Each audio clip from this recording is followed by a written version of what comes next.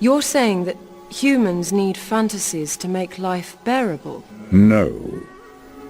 Humans need fantasy to be human. To be the place where the falling angel meets the rising ape. With tooth fairies, hogfathers. Yes. As practice, you have to start out learning to believe the little lies. So we can believe the big ones? Yes. Justice, mercy, duty, that sort of thing. They're not the same at all. You think so? Then take the universe and grind it down to the finest powder and sieve it through the finest sieve, and then show me one atom of justice, one molecule of mercy. And yet, you try to act as if there is some ideal order in the world, as if there is some rightness in the universe by which it may be judged. But people have got to believe that. What's the point? You need to believe in things that aren't true. How else can they become? As that clip from Ultimate Philosophy just said, welcome to Make the Truth Become True. To give meaning and artistic color to a dead universe built by archons to make us believe we didn't matter and there was no meaning. We know better because we have gnosis. Welcome, you magicians and spiritual entrepreneurs and Dionysian freethinkers. This is Aeon by Gnostic Radio, an initiation by conversation into the dark corners of myth, magic, and meaning.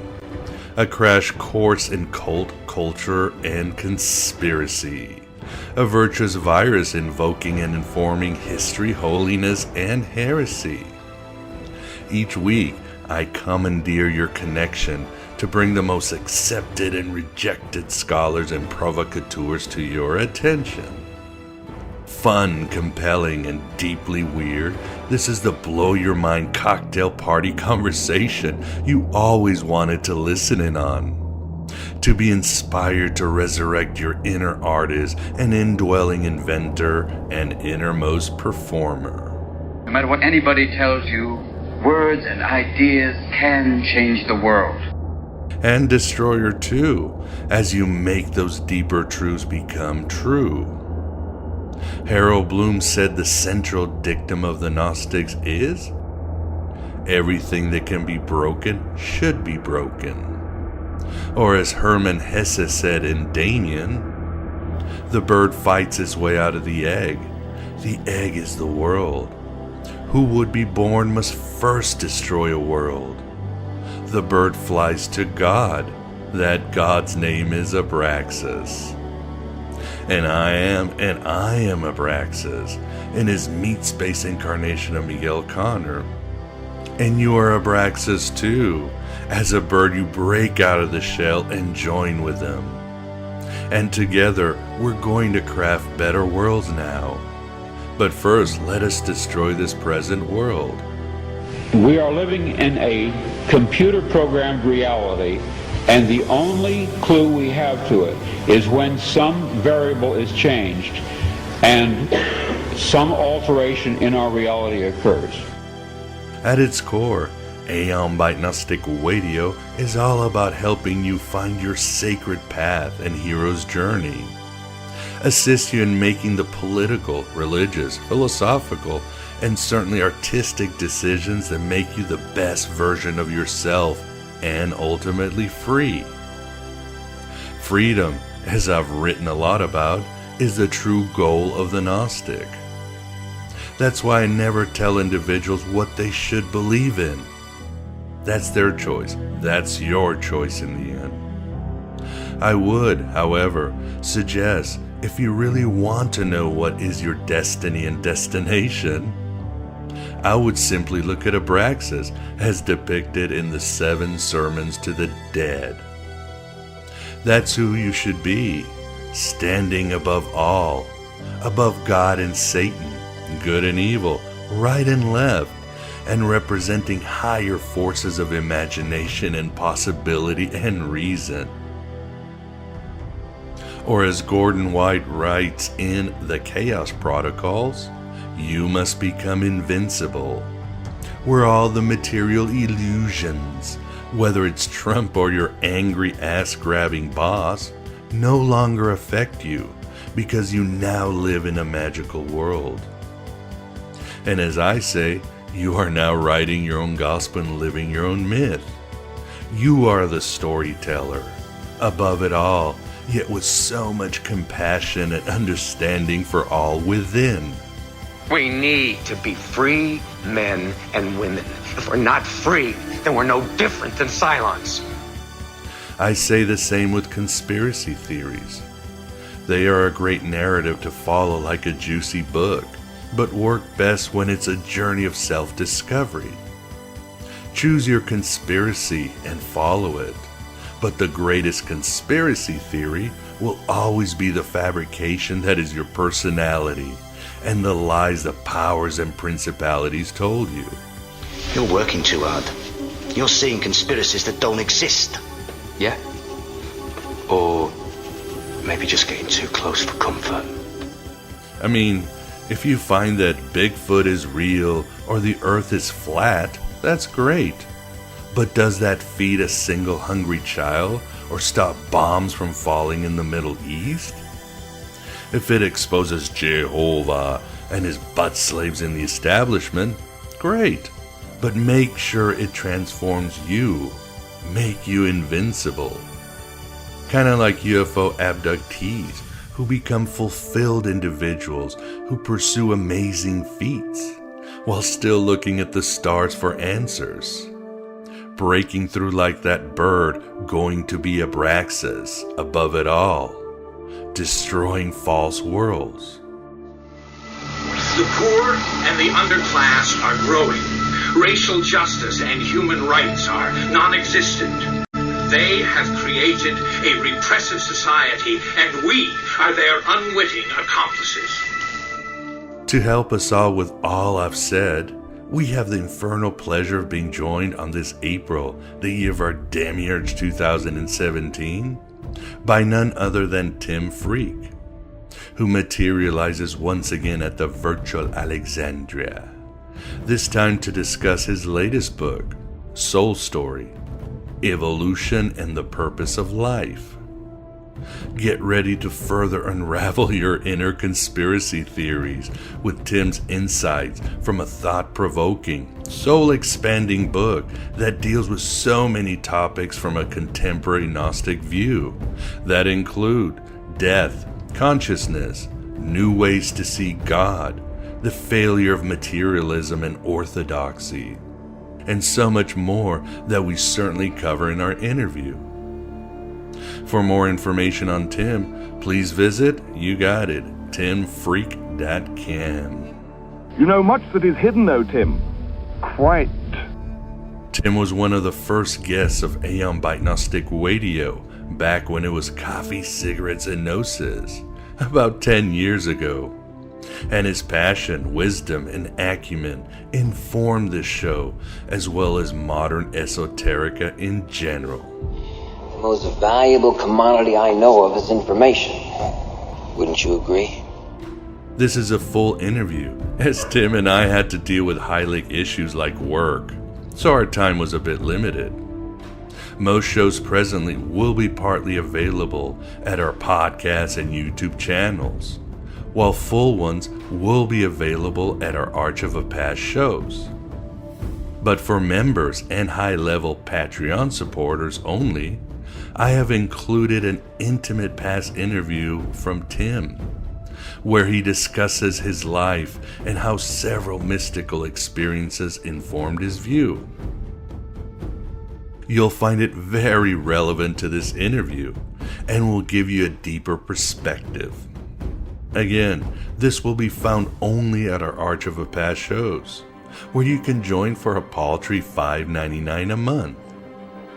In addition, members get access to more than 350 past episodes, with the best and brightest in Gnosticism and Western esoterica. And that includes a handful of other interviews with Tim Freak.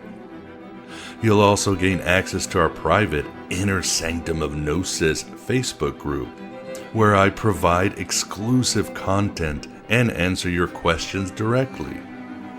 And you can interact with past guests who hang out there, like Robert Price, Sean Martin, Scott Smith, Andrew Phillips Smith, and many more. It's a blast, and we have many solar discussions all the time. Some people lose their faith because heaven shows them too little. But how many people lose their faith because heaven shows them too much? In the end, joining our Archive of Past shows really helps keep this Red Pill cafeteria open, and will allow more heretical content for the future. So please support it any way you can. A few shekels here and there, via PayPal or Patreon, where you pay only when I produce. And it's usually 4 or 5 pieces of content a month. Get off my tits! Let us end with the Sophia words of Gary Lachman from his book Beyond the Robot, that describes our plight as we break out of shells of mediocrity and conditioning. Fly up to Abraxas, becoming the best versions of ourselves and embracing true freedom as we dispel all inner and outer conspiracy theories. The outsider is someone who sees too deep and too much, and that most of what he sees is chaos. He or she lives in the world with a sense of strangeness and unreality. The safe, stable reality that most of us perceive is for the outsider an illusion, a facade obscuring a more dangerous and threatening possibility, the complete irrelevance of human life and all its achievements. For the outsider, the values and meanings that constitute life for most people, a good job, a big home, a nice bank account, are empty and makeshift. They are, at best, attempts to gloss over, to make look civilized and rational something that is savage, unorganized, irrational. He stands for reality. He seeks a meaning and a purpose that the everyday world cannot provide, and his salvation lies in understanding this and embracing it with total conviction. Led us to the interview with Tim Freak on Soul Story, and right after that, the interview where he relates his amazing life, only for subscribers. Let us also become invincible and make those truths become true.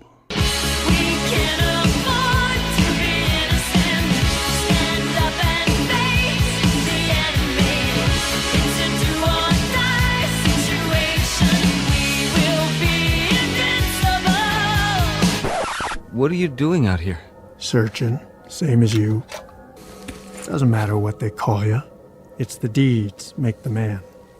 Yeah, but my deeds just made things worse. I'm a fraud. I'm a phony. My friends believed in me, but they need some kind of hero. Then be a hero. Oh, no. You don't understand. I'm not even supposed to be here. That's right. You came a long way to find something that isn't out here. Don't you see? It's not about you. It's about them. But I can't go back. Don't know that you got a choice, son. No man can walk out on his own story.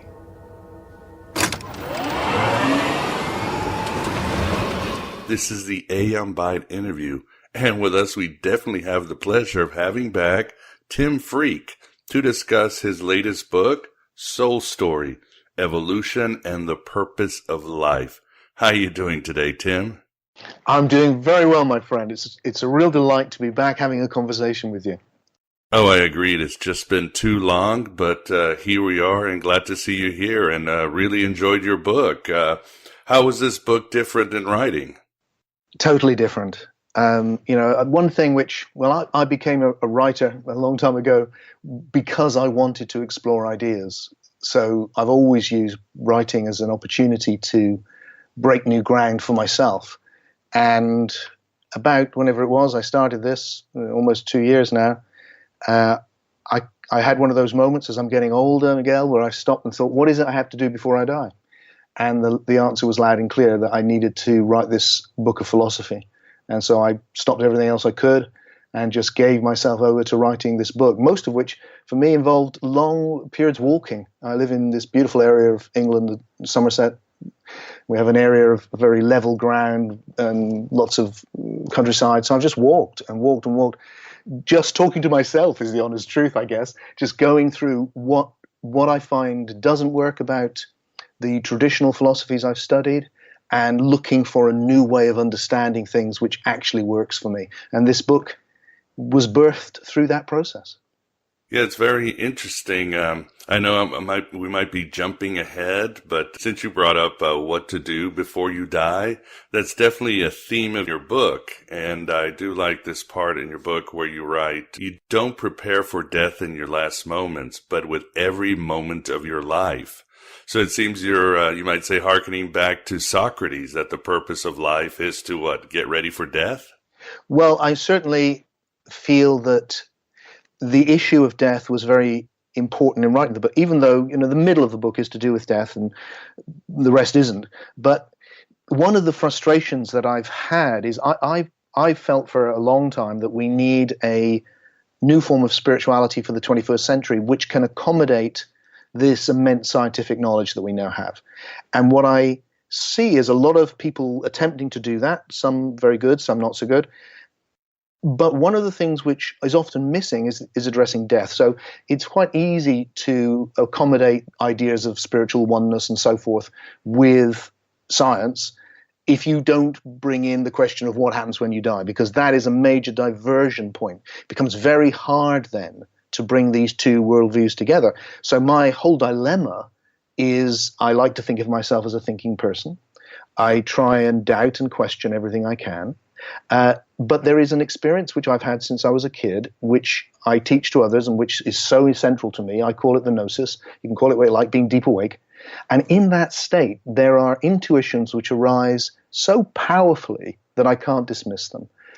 Intuitions that this process that we're in is incredibly meaningful. It has purpose, that it's fundamentally good, despite all of the terrible things that are also going on, and that death is not the end.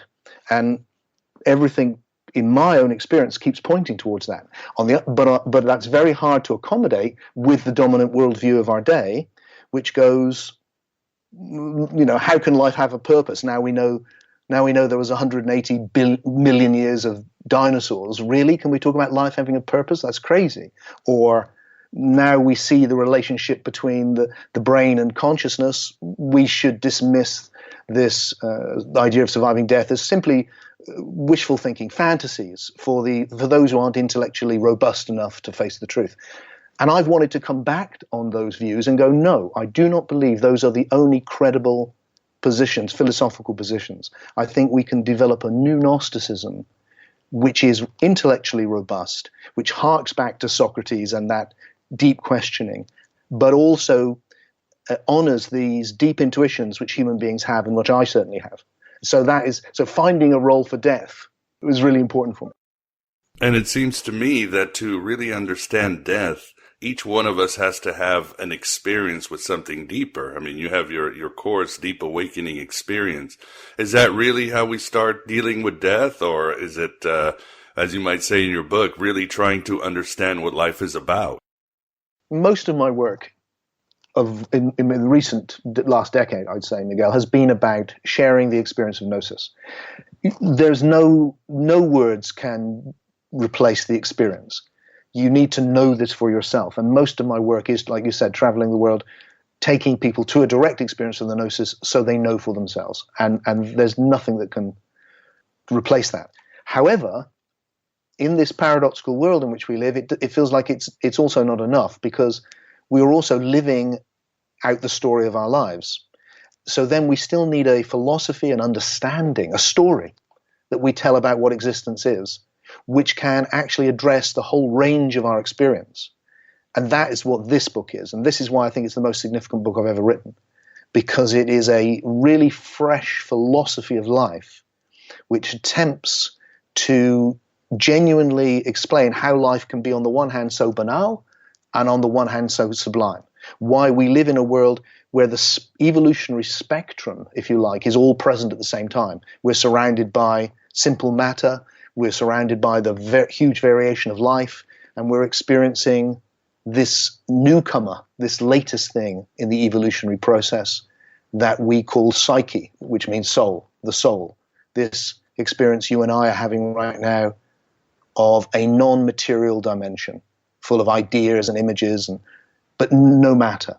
And this is where we're connecting in this conversation. In the world of the senses, I'm making funny noises with my mouth, and you're hearing funny noises. But in the world of the soul or the psyche or the mind, the imagination, that non-material experience we all have, that's where you're hearing meaning and I'm sending meaning. And that's where we're connecting on a completely different dimension. So I've wanted something which can really address that whole spectrum of experience and bring back the purpose and meaning to life and death.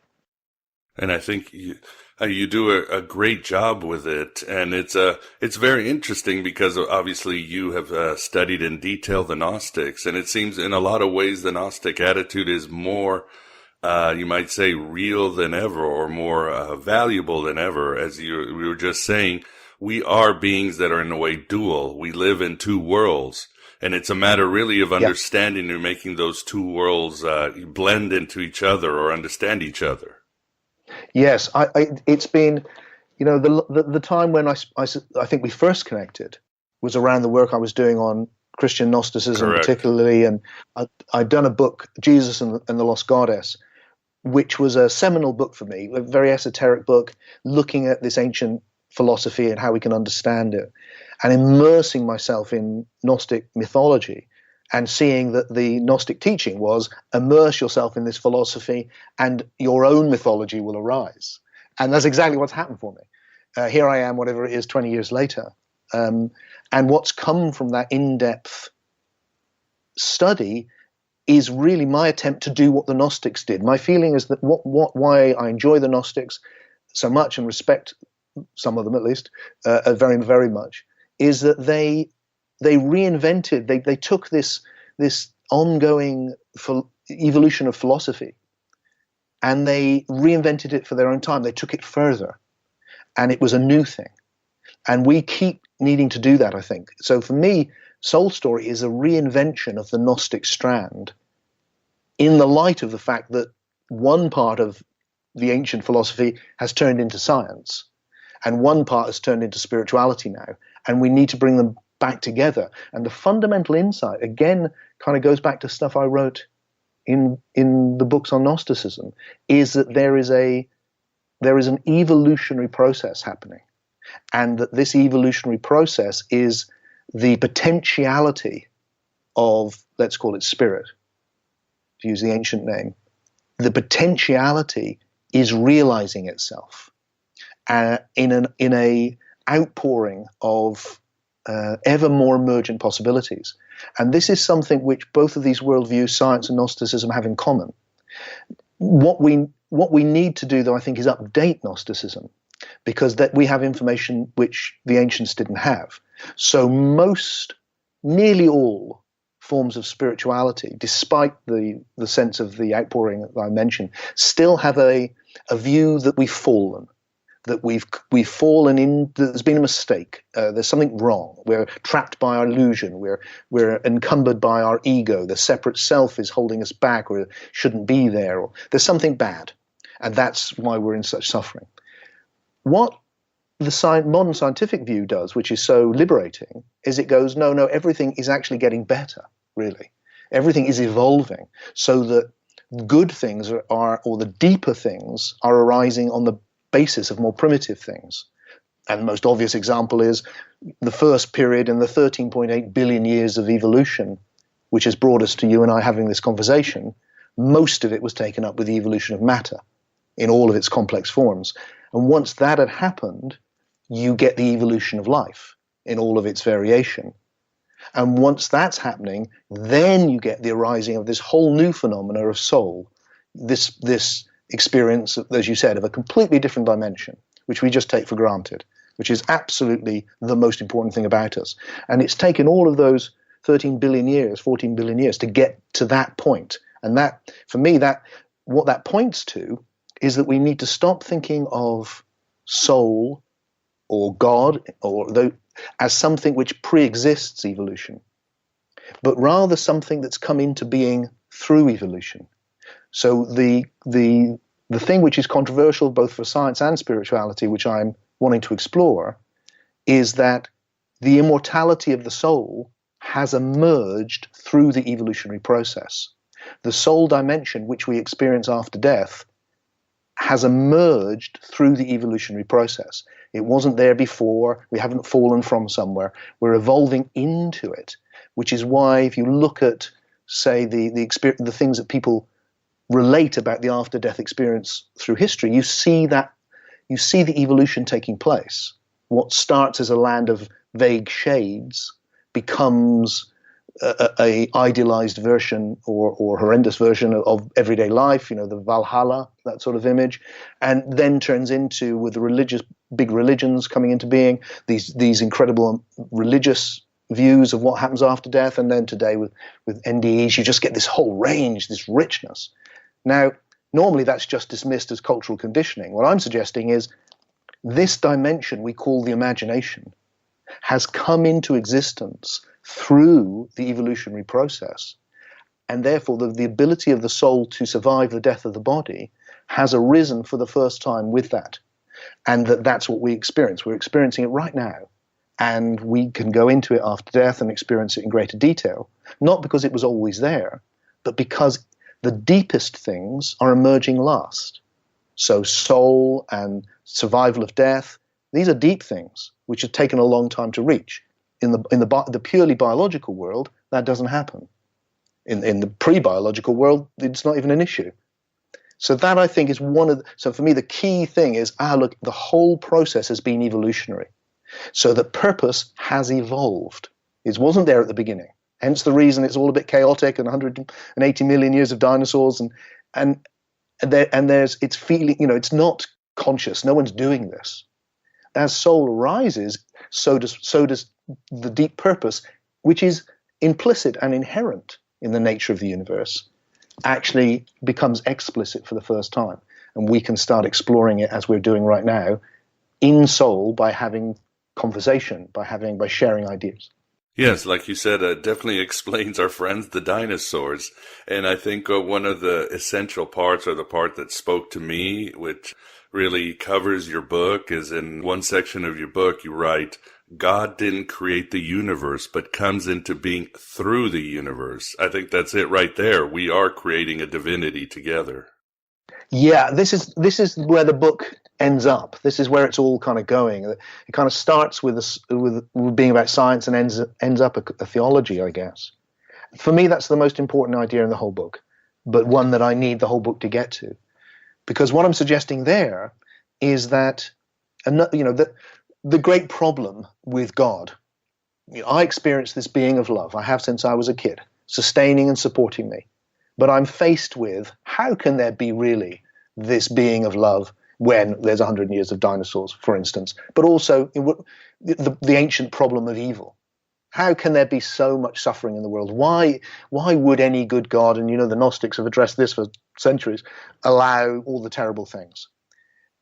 All of these problems, the problem of evil and what I call the problem of absurdity, like why strange fish at the bottom of the ocean, why dinosaurs, all of that, that all arises if you put God at the beginning of time, which is where people nearly always put him. And if God's at the beginning of the time, he or she or it is a monster and insane, because only an insane monster would spend 13.8 billion years doing every mad thing to get us to this point. But if you reverse it, if you go, no, the deepest potentials arise last, then what I'm exploring is that God, this transcendent being, is the latest thing to arrive, so that we've moved from matter into life, then to soul, which is where we are, and then through us awakening to oneness, through human beings, individual souls, experiencing this profound awakening to spirit, the fundamental oneness from which everything has arisen, which is potentiality, just unconscious potentiality, realizes itself as this profound oneness that anyone who experiences awakening immediately comes into contact with, which is marked out above all by love. So that God then is not a transcendent being that is all good and all powerful, but is rather just simply all good and partly powerful, because it's arising from this. It's becoming more powerful, but it's not running the show. It's not responsible for all the terrible things that happen, because this goodness, which we are part of the process of it emerging, is coming into existence through us, and we are playing a role of bringing it into existence. That makes perfect sense. And another... Oh, I'm so pleased to hear that. It does perfect sense. And it reminds me of two things. Of course, the Gnostic, as you know, they speculated on this alien God, and this God was all good, but he was also all information, trying to soak into the universe. I mean, he wasn't all here. He was just simply trying to awaken us to who we are. It also reminds me, there's a past guest, Steve D, always, he's a chaos magician, and he's also a Gnostic, and he's very much into Baphomet. And I asked him, well, why do you like Baphomet so much? There's so little to know about him. And he said, well, he's an unfinished God that we're building together. That seems to make sense to you, right? Yeah, that's it. That's exactly it. So my sense is that there is a power which is sustaining us, and the more we tune into it, the stronger it gets, and the stronger we get in it. One of the great ways that I've come into this, I think, is to talk about in the after-death state. Maybe a clear way of trying to point out what's different about what I'm suggesting to a lot of spirituality that people are often familiar with.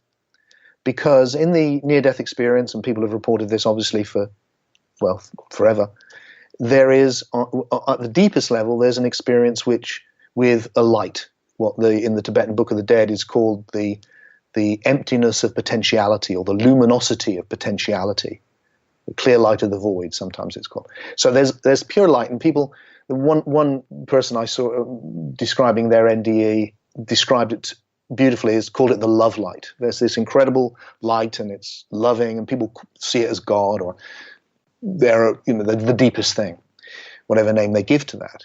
Now, the traditional view which you get from the East, very much, and it's very clear in Buddhism, is because life is a mistake, because you've fallen into this duality, got stuck, it was all, you need to get out.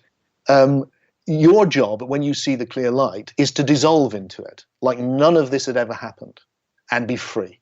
And then no more suffering for you, you're done. To me, what I'm suggesting is the complete opposite of that. That the whole point is not to dissolve into it.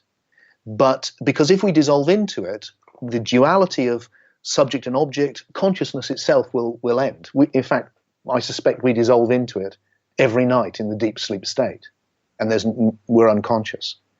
The art, it seems to me, is to have developed our individuality, our individual soul, for it to be robust enough to stay individual within that experience of profound oneness, so we can stay conscious of the oneness. So that what we're doing here is becoming souls capable of staying conscious in the oneness of spirit, which needs us to individuate to an extreme degree, so that we're really strong enough, robust enough, ourselves enough, deep enough to sustain that awareness.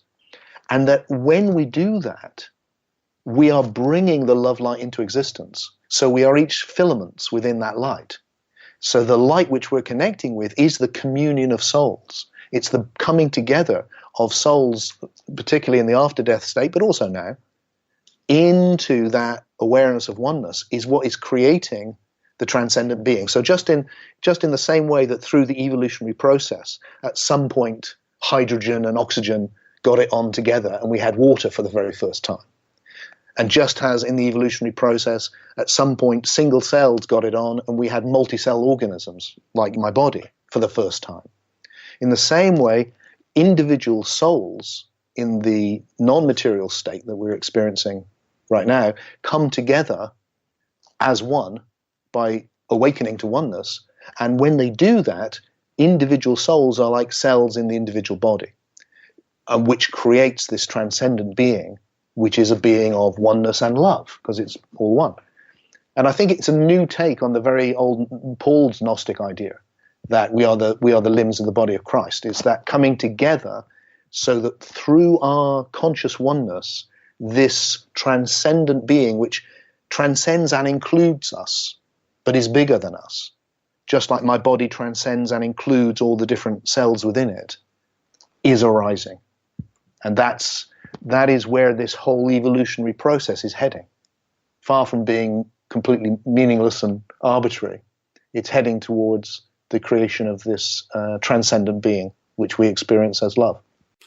It reminds me, years ago we did an interview on your book, your excellent book, The Gospel of the Second Coming. And there's a line that I've always loved, which is, life is foreplay, death is coming. You and Peter were being tongue-in-cheek. And in the Soul Story, you write, life is good and death is safe. I know I keep coming back to death, but as you and I have gotten older, and I know when we did an interview years ago, I just lost my mother, and I lost some people that I loved. You, of course, have experienced that too, not too long ago. So death seems to be something we have to face. I mean, there are times when I wake up during the day and I look out at this beautiful, let's say I'm looking out at the trees and I say, I am going to die. This seems to be end. What is going on? So this seems to be a powerful thing we need to address. Yes, absolutely. And one of the frustrations for me, as I mentioned before, was that I was reading evolutionary theorists who I admire, people like Ken Wilber and all sorts of, there's many. But what I found missing, and I'm not saying it's missing in their thought, I just couldn't find it in their work, was that they would show this whole evolutionary process, but never talk about death. Because it felt like, well, how do you account for that? And what I've done is go, look, I think we can account for this. We really can. And I think how we live is so important for death. I mean, maybe we should just talk about time a little bit, Miguel. Can I segue into time? Yeah, we have time to talk about time, Tim. We have time to talk about time because one of the foundation, as you know, one of the places I start is with a new conception of time, which is central for me. First of all, I'm somebody whose philosophical method is to just look at what's in front of him. So I'm looking at the moment right now, and what I'm seeing is a stream of time. I'm seeing a stream of experiences which are in time.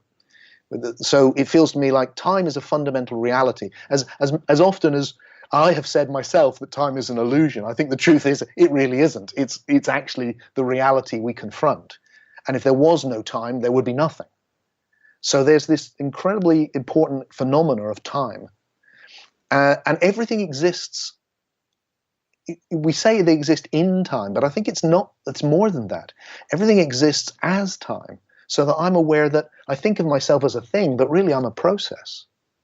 I'm an event, and so are you, and we're meeting as events. But then everything is the plant in the corner of my room, my desk, everything, the ceiling, everything is a process because it exists in time. And if you watched it with a time-lapse camera, that would be obvious. So I think we need to make time really important. We have to get away from this idea of things existing as if the now was independent from time, which it isn't. It is time. And then the big change which I'm suggesting is that we change the metaphor with which we understand time. So the common metaphor in our language is that time passes. But I'm suggesting that's not adequate, that a better metaphor is that time accumulates. So that there's more time now than there was when we started this conversation. There's more time now than when we talked last time. There's more time. There's more past has accumulated. And that all of the past, which has accumulated, hasn't gone anywhere. Because it's all implicitly present in the moment. If implicit in this moment is you calling me to have this conversation. Implicit in this moment is you contacting me and us deciding we do this. Implicit is our first conversation. Implicit is my learning to speak and your learning to speak. Implicit is everything. The evolution of the solar system, the Big Bang itself, everything that has ever been is implicit in this moment. And if one thing were different, this moment would not be this moment. So it seems to me that time has accumulated and the universe is made of time. It is the accumulation of the past. And it's that accumulation of the past which leads to the evolutionary process of increasing richness, because there's just more and more that there can't not be. In every moment, there's more. There's more now than when I started talking about time. And that you and I as souls, you and I as a very emergent form of existence who are capable of, who exist on this non-material level, where we have meaning and where things are made of mind stuff, made of ideas. We are growing all the time through the accumulation of the past. So that right now, everything that I have ever been is meeting everything that you've ever been. And in this moment, we are shaping and coming into form, so that life becomes a process of soul formation. We are forming who we are. With every experience we have, we form who we are. And so that the purpose becomes like that we can actually engage with. It's happening anyway. The whole purpose of existence is the realization of new possibilities. And as souls, we are doing that. We can't fail. We can't fail to do it. Every moment will be something new. It's never ever the moment that's happened before. We're always formed in a new way. But we can consciously engage with that process. We have choice. So we can choose to form ourselves. We can choose what experiences we have to some degree. We can choose how we react to the experiences that we get that are beyond our control. And in so doing, we are creating our autonomous individual soul. And as that becomes more conscious, we build into it more awake state, more Sophia, more wisdom. As we build into our past more wisdom, we are then wiser and able to sustain higher levels of consciousness, so that as we catapult out of this being alive experience at death, we are able to go deeply into the trans-life experience, into what I call the imaginos. Having left the cosmos, we can catapult into the depths of the imaginos. We can find the clear light of potentiality. We can be one with the love light and experience that bliss, which we can touch now, but really experience that for a while we're able to sustain it, and then we'll fall away and go through a process of becoming wiser again. And that seems a way of restating this ancient intuition, which is finally making sense to me as a 21st century man. And what do you see after we die? Do you see a reincarnation, a spiritual evolution to other dimensions? What is usually your answer, Tim? Where you stand right now with whatever downloading the pleroma has given you at this time? Yeah, right. So I think the pleroma is arising. The potentiality is where it's all come from, but the deepest things have arrived last. So this is the kind of reversal that I'm playing with from some traditional Gnostic views. So what's arisen is the imagination. That's what it is. The imagination has arisen from biological life and has taken on an independent existence. So what happens at death? Well, the experience I'm having right now of sensation will stop because the body will die. But I'm not the body. I have a relationship with this biological entity, the body, and I'm very pleased I do. But fundamentally, I exist on this non-material level and can't die because I'm information on a different level. And that's clear to me as I look right now. That's what I am. And therefore, the experience of imagination continues. So we can enter into that domain that's been called so many things, the astral or the pleroma or all these fancy names, but we experience it as soul, as mind, as imagination, which once you stop thinking of it as an accidental byproduct of a piece of meat and you see it as a whole dimension, which anyone who's done any exploration of it soon finds out, it's a vast domain, then we get to experience that for a bit. Now, my own intuition is very much that the ancients were right, that there is a process of a cyclic process between moving between states, so that we can go into the imaginos for a while, we can experience the clear light of potentiality, but there will come a time, just as there will come a time today when I need to go to sleep because I can't sustain this state of awareness anymore.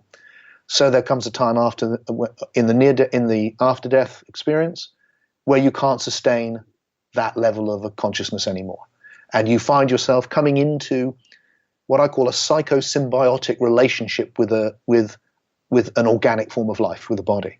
And there again, I'm choosing it, just trying to address what we today call reincarnation, or what the Greeks used to call the state of coming, of the movement of the soul movement, the psyche movement.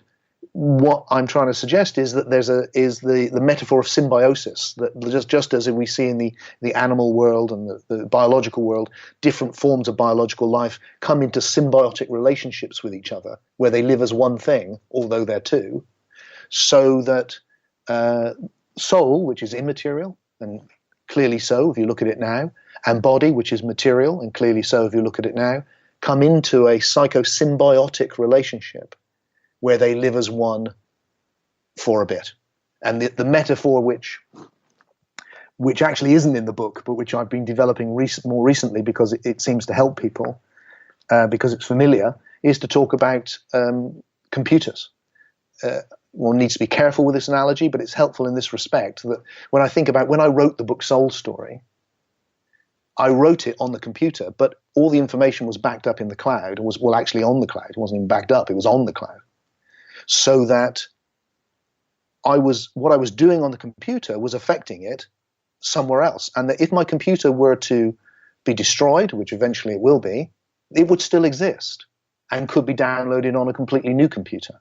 At which point, it would have a symbiotic relationship with that new computer, which is everything I did on the computer would affect the information on the cloud, even though the information on the cloud can exist completely independently of the information on the computer.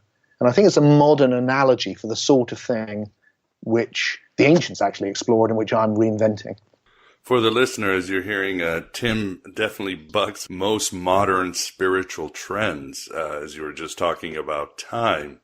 And also one of the trends you hear, especially in New Age spirituality, is that there is no past. You are only the present. But as you write in your book, and it ties with what you've been saying, you really are your past. Yeah. I mean, one of the things that makes me laugh, I mean, I suppose I've been around, I'm getting older. I've been around spirituality since I was 12. So it's a lot of decades now.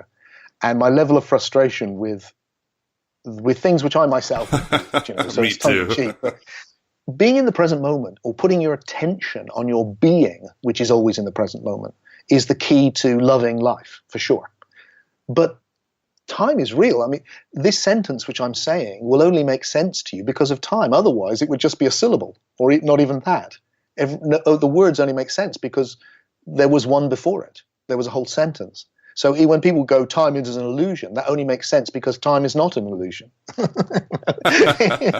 Yes. That's how crazy it is. And then, so to get this idea, no, you are your past. And again, that's not saying you're trapped by your past.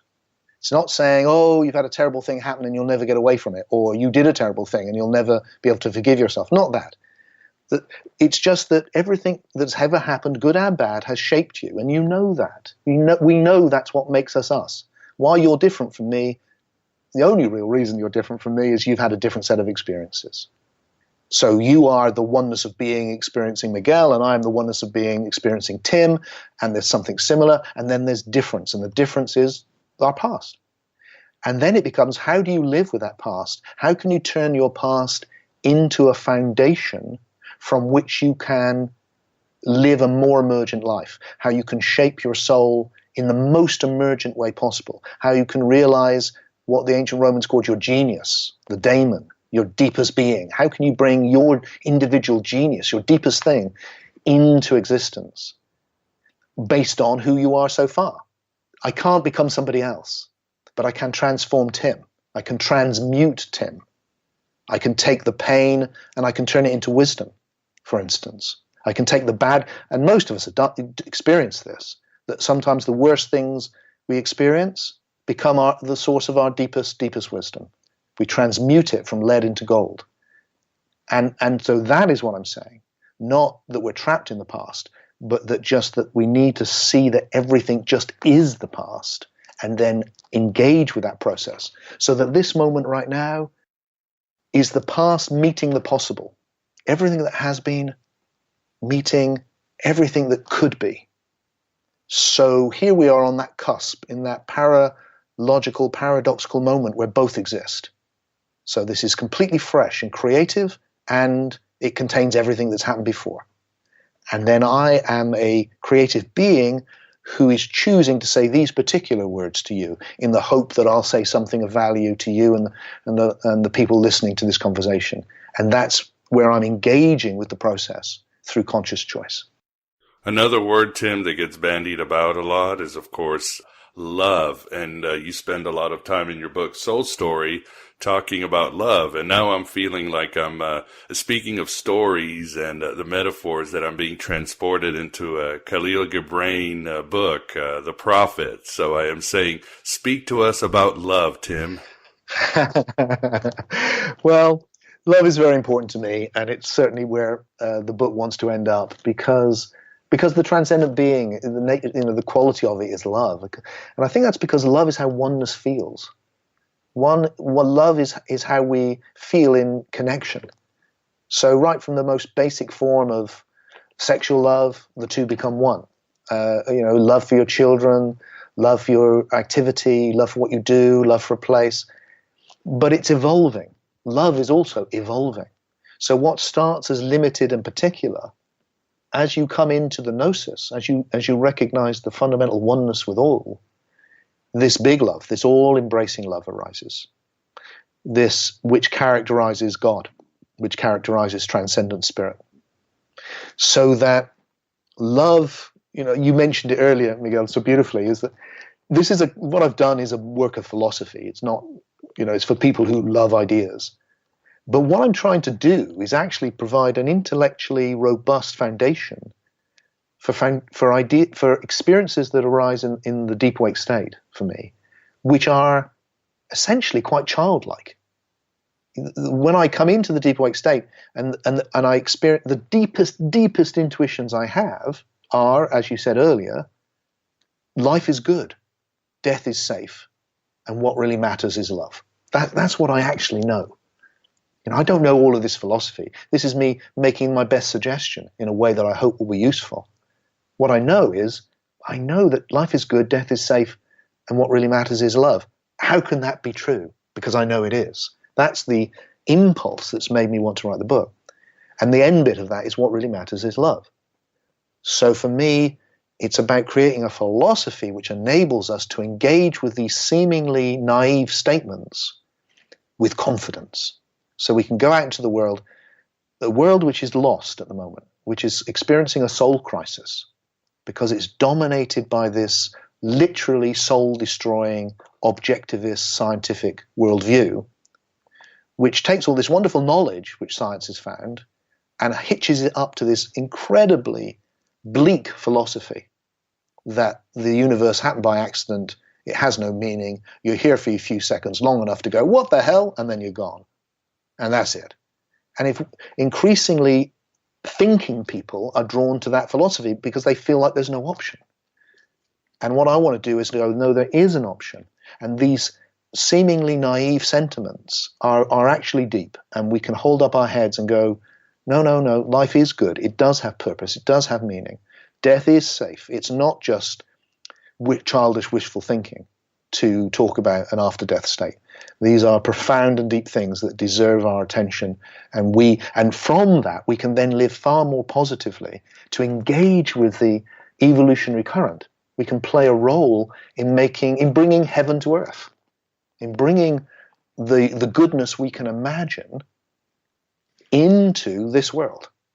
And that seems to be a large part of what we're capable of doing. And me writing this book is my attempt to take some of the goodness that I can imagine and bring it into the world and share it. Yeah, you mentioned philosophy, and I think this is important to address. You did talk about it 10 years ago when you came on the show. You were one of my first guests, and you honored the show and really set the show off. But you discussed the purpose of a philosopher. Most people think a philosopher is just somebody who wonders what the definition of is, or is it ethical to punch a Nazi or something like that. But and you talk about this in the new book, A Soul Story, but a philosopher is really a storyteller, somebody who has a vision to the other world, somebody who tries to understand death. And what I'm getting is you've advocated this sort of, not new philosopher, but what philosophers used to be. And I'm sure you're saying we all can be philosophers. Absolutely, Miguel. Well, Philosophia, lover of Sophia, a lover of wisdom. That's what a philosopher was originally. And I, whilst I always want to take things forward, I'm very future orientated. I'm looking to the possible. I also like to go back to the roots because we can learn a lot. And I love going back to the roots of words. So for me, it's the love of wisdom. And there's Plotinus talks about the job of the philosopher is to awake people to the vision. And for me, that's been central. The job of the philosopher is for himself or herself to awake to the gnosis and then to share it. And then to share not just the experience, but how to live from the experience. So my concentration probably over the last 10 years has been mainly on how to share the experience, how to have the knowing. Now my attention is on, okay, how do we address the process we're in of life? And the key thing with that, it seems to be, is we need a story. And we have stories. The Christian fundamentalist story, God is somebody who created the world in 7 days, and don't think about dinosaurs because that's embarrassing. And he created this, why there's loads of suffering, we don't really know, that's a bit weird, but never mind. And then he killed his only son to get us off the hook. That's all a bit weird too, but don't think about that too much because it's all going to turn out well as long as you're members of the cult. There's that story, or the Muslim story, and the scientific story, oh no, universe just arose for no particular reason one day, and it's just happened by accident ever since, and it's just accidentally thrown up me and you capable of looking at the universe and going, what the hell is it? But don't worry, you're only here for a moment and then you're gone. So you might as well buy more things and fill up your life with distractions because it's pretty painful if you really look it in the eye. So these are current stories that lots of people buy into. Don't think about them too much, but they buy into them. And it feels like, no, we need a much better story. So the Soul Story is a story. It's a philosophy book, but it's a story about what this is that we're in. And I'm sure it's not the end of storytelling. I'm sure someone will come along soon and do something which takes it on further. But it's my attempt to contribute to where we're at now and go, let's have a story which incorporates everything we know scientifically with all of this deep spiritual wisdom in a new way, which actually makes sense to us. And how about this? Have a look at this idea and see what you think. These are my suggestions. This is where I've got to. I hope it will be helpful to you.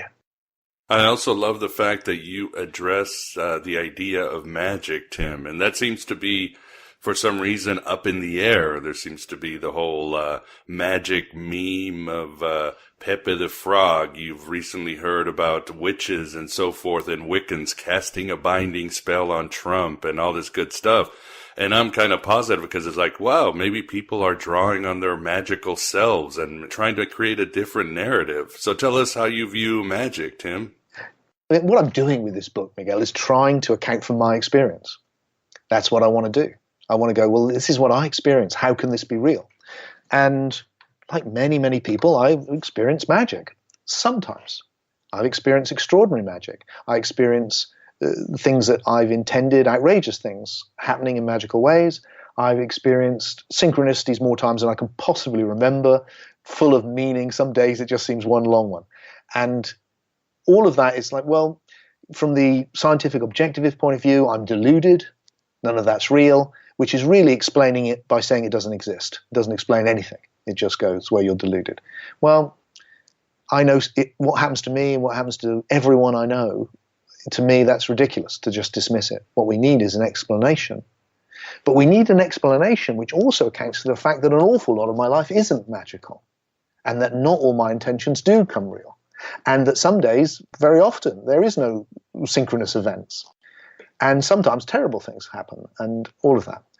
So what I'm suggesting is that magic, what we call magic, is a process of the way that life becomes story-like. Nearly all of us experience our lives above all as a story. In fact, I think all of us. Most of this is the story of Tim. And what will Tim do next? And then things happen, and it's a story. Well, on the biological level, there's no story. The story exists in soul. And what I'm suggesting is that as soul has evolved and we see narrative, meaningful narrative taking shape, the dimension of soul collectively has the ability to shape what happens in life. But that's not an absolute thing. It's a relative thing. So it's happening right now in a personal sense.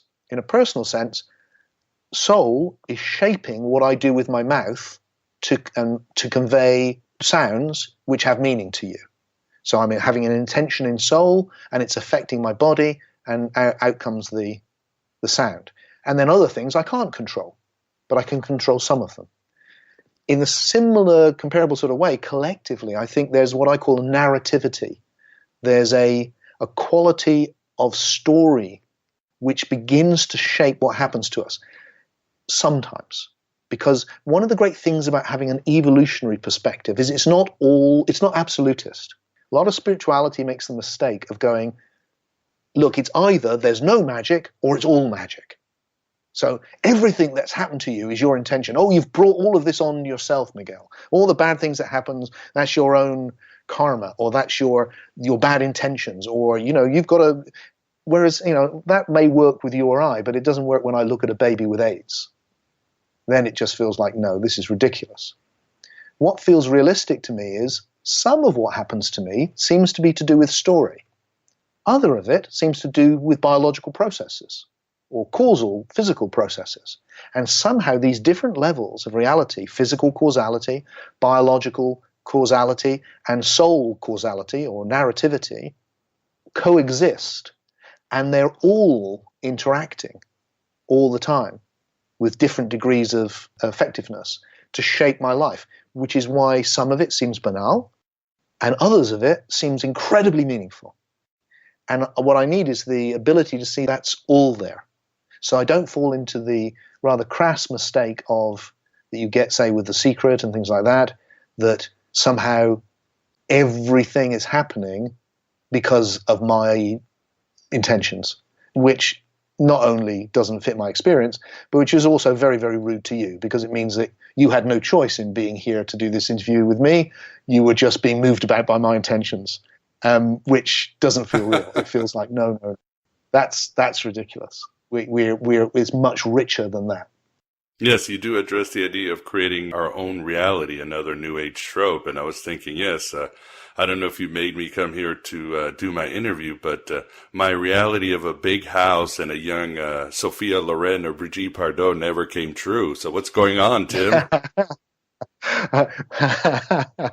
Exactly. So some of it works and some of it doesn't. So let's look at reality. And the thing I just said to you there about absolutism is really key for me. Absolute philosophies don't work. Science gives an absolute philosophy. Oh, it's just all physical causation. Really, it's just atoms or subatomic particles moving around in lawful ways. That's it. We think we're having a conversation, but really it's just that. That seems to me so impoverished I can't begin. It's just like, that's crazy. Equally, the opposite. Oh, it's all arising in consciousness, and everything that happens is meant to be. It's all perfect. It's all meant to be by who? How can our individuality interact in that way? These are stupid things which people are saying, to be frank, which need to be questioned, and they're unkind. One of the great things about the scientific view is it takes a baby who's got AIDS and they go, "This is a tragedy. Let's help."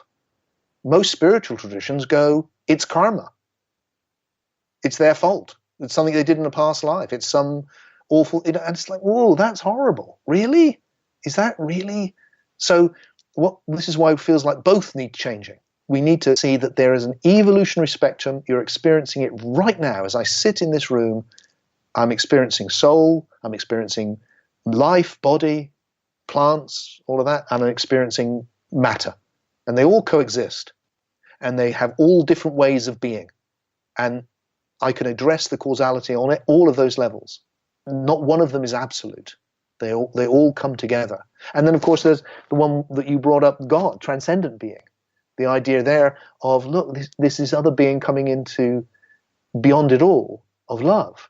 And you can feel the influence, I often feel the influence of transcendent being on my life. But it's not absolute. It's not doing everything. That's where you fall into this horrible vision of God, which you get in religion a lot. So someone crawls out of a bunker and their family have just all been killed in some awful earthquake, and they go, why is God doing this to me?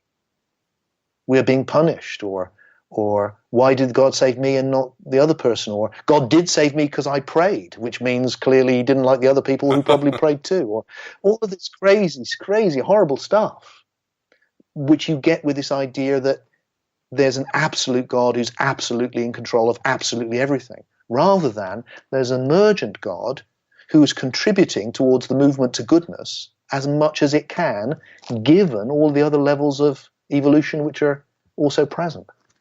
Well said, and there's so much more in your book. As we end, what are you working on next, Tim? I don't know how you can top this one. What's the story going to take you? I mean, the first thing I need to do is just find ways to tell this story in as many ways as I can to people, and to try and share it, because I think it's of value, and the people that have come across it seem to think so. So I want to give myself to that and dedicate myself to that for the next period. But what's bubbling away underneath it now is social change, politics, I guess. Where does this take us collectively in terms of how we relate together, how we organize society? What is the evolutionary path forward to a more emergent form of collective existence? That's how we relate to each other. Because my sense is, again, we've become lost. With this soul-destroying objectivist scientism, we've also got alongside it the idea that society has reached this kind of this place, this modern liberal capitalism, and that's it. There's nowhere to go. We've lost the old narratives. Marx had this, vision of a greater society, but it turned out to be a nightmare, for instance. All these other types of things. So we don't know where to go. And as life has no real meaning, it's not going any, it's not got a purpose. We've just got to do the best we can. Let's probably just carry on. And in so doing, causing the planet great distress and so on. Whereas it feels like with this philosophy, it's going, no, look, there's huge purpose here. And there is a more emergent future waiting for us, individually and collectively. We just have to see it in the imagination and then make it real. And that's a hugely optimistic view that history is on the side of the good. Martin Luther King said beautifully, the arc of history tends towards justice, for instance. That was his phrase. I love that. That the arc of history tends towards the more emergent, and that the greater goodness will come through. And we've seen that. I've seen that in my lifetime. I've seen more compassion. I've seen more tolerance. I've seen more equality. Also against a background of horrendous things, of course, which are carrying on apace.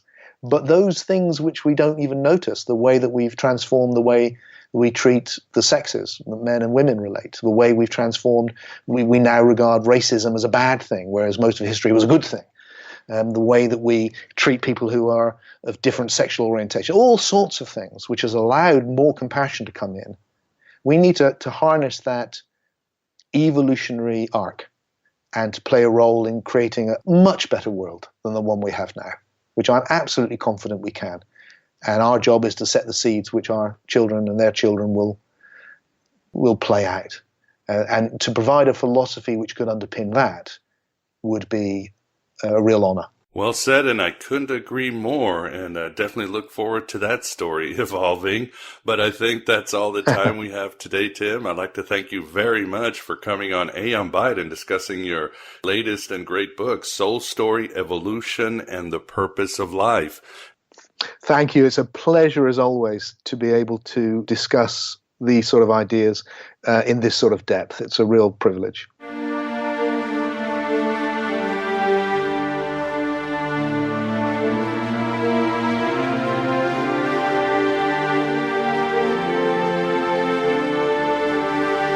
In your book with Peter Gandhi, The Gospel of the Second Coming, the primal imagination brings back the fictional character Jesus to give his story and message.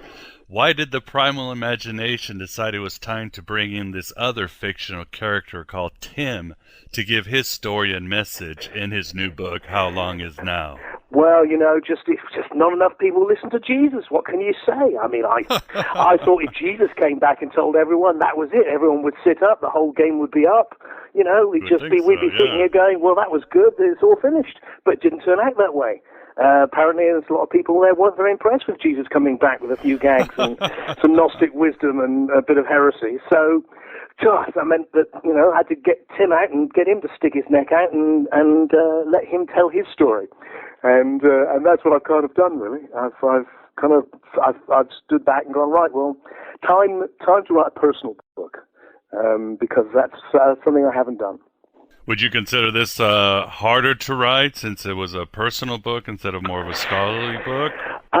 It was different to write. I wanted to make it very immediate. I wanted to find a new... Every book I've written, really, Miguel, to be honest, I like to approach in a wholly new way. So it's unlike any of the other books I've done, which suits me well as a